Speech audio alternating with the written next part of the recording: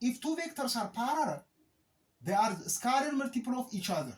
Vector b is equal to k times a.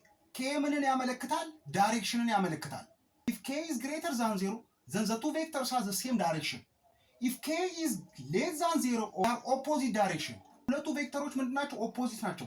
ስለዚህ k ምንድነው ማለት ነው? ኔጌቲቭ ነው ማለት ነው። for example a is equal to i plus 2j ካልኩኝ then b is equal to 3i plus 6j ብል ሁለቱ ቬክተሮች ፓራራል ናቸው። ምክንያቱም ይኸው b ማለት ይሄንን የጋራ ስታወጡ 3 ነው አይደለም?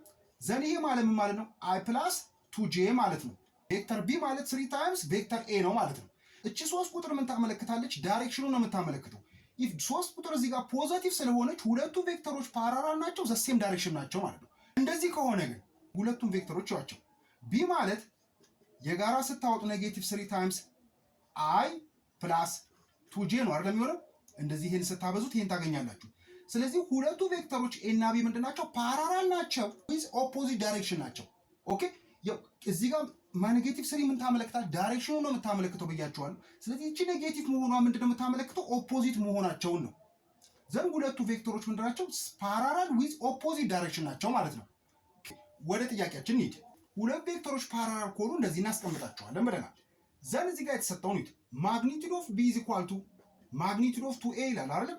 ዘን ማግኒቲዩድ ኦፍ b ማለት k times a ማለት ነው። ስለዚህ k times a ማግኒቲዩድ ውስጥ እንደዚህ አስቀምጠዋለሁ። ዘን is equal to ማግኒቲዩድ ኦፍ 2 times a ነው ማለት ነው። ይሄንን ስንከፋፈለው ማግኒቲዩድ ኦፍ k times ማግኒቲዩድ ኦፍ a is equal to ማግኒቲዩድ ኦፍ 2 ነው አይደለም?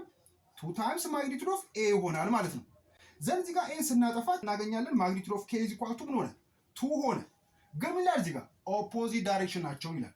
ስለዚህ k is equal to ስንት ነው ማለት ነው? ኔጌቲቭ 2 ነው ማለት ነው። ምክንያቱም they are opposite direction ናቸው ማለት ነው። if the same direction ቢሆኑ k ፖዚቲቭ 2 እንወስድ ነበር። ኦፖዚት ዳይሬክሽን ስለሆኑ የk ዋጋ ኔጌቲቭ 2 ነው ማለት ነው።